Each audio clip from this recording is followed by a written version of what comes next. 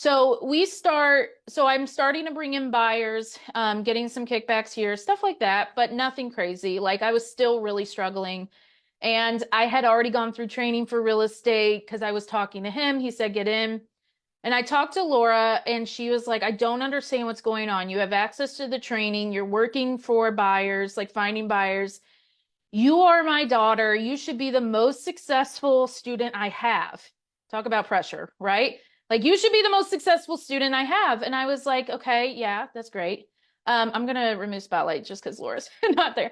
And so I was like, you're right. And we had this long conversation. Now, you guys know Laura's Italian. No conversation is short. This was 3 hours long, and it was the most pivotal conversation I've had in my life because I mean, I was frustrated because I was like, I have all the tools, all the knowledge, and I do have a mother that rocks it in real estate, and I'm not succeeding. So when I talk to some of you that are really frustrated because you're like, I have everything and I'm still not doing it, and I don't understand why I'm not doing this, I get the frustration. I went 10 months of having that stuff at my fingertips and not doing anything about it and still working for other people and building their dreams.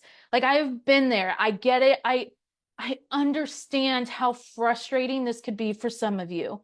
Okay, trust me. I had the conversation with Laura. We found out that I was really terrified of real estate. I had been through multiple recessions with her. I was paying her bills just to while I was in college, and she'll explain her story as to why, so don't like knock it for it just yet. She'll explain why that happened. But I was paying her bills so we could all keep a roof over our head during the 2007 2008 transition that I had, and we were all going with, we had food, but it was very limited. There was 6 of us in the house. It was very scary for me because I was going to school full time, paying her bills, helping her, not paying them, helping her pay bills, planning for a big wedding at that time, all this stuff, paying for everything myself.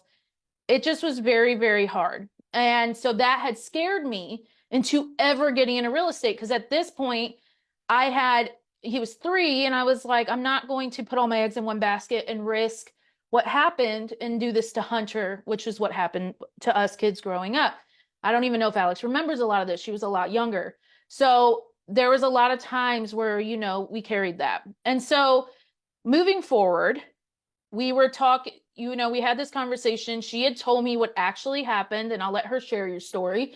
In 2007, 2008, because as a mother, you hide what's happening from your kids. And so we come up with our own conclusions.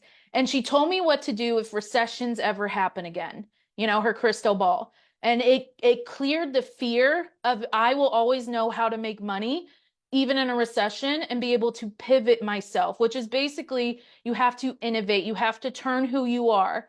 And this is the time that I finally like opened up to her and told her that I was really struggling at home, like that I wasn't, and she noticed the weight loss, but she thought I was on like my hot girl journey. She was not thinking that I just wasn't eating. Okay. And so that moment, her husband had come to my house around that same week and things started shifting.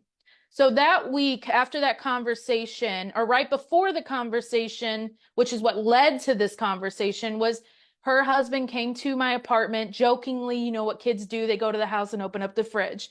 So he's like, I'm going to do what you do. And he walked over, opened it up, and saw it completely empty. And he freaked out, was like, what's going on? And that's what actually led to that conversation. He actually gave me money, gave me his credit card, and told me to go fill my kitchen up. And then he went to go pick up Hunter from daycare. And the daycare said they were going to have to kick him out because I was behind on payments. He paid my payments up. Okay. I didn't even know until I went to drop off Hunter and talk about the payment situation that this had changed. So things started shifting because that's what family does. They help you. They come in, and my family anyway. And so things started shifting. So one of the things was that conversation. So then I immediately I went out there. It lit a fire. It cleared the roadblocks I was having. And I went out there and I just was like, I'm going to figure this out. I'm going to figure this out. I had to pay for training. That was something that was agreed upon, but I had to pay out of my deals. But Laura was only going to give me So many weeks of access to this training, and it was her way of pushing me out. She said, if you can figure this out, and you pay me back for the training through your deals, but you have to pay me. You have to have some skin in the game. Okay, bet. So I went out there. Within 3 weeks, I had my first deal completely go to closing. I was really, really shocked at that because I thought it'd be longer, but the property actually ended up being vacant. And the buyer was full cash. There was no liens. It was the easiest deal I've done. They're not that easy. I'm just telling you right now, they are not that easy. I got that false sense of excitement there. I made $9,300 on this property. Now, it did not get me out of debt, but it did reinvigorate my excitement to move in.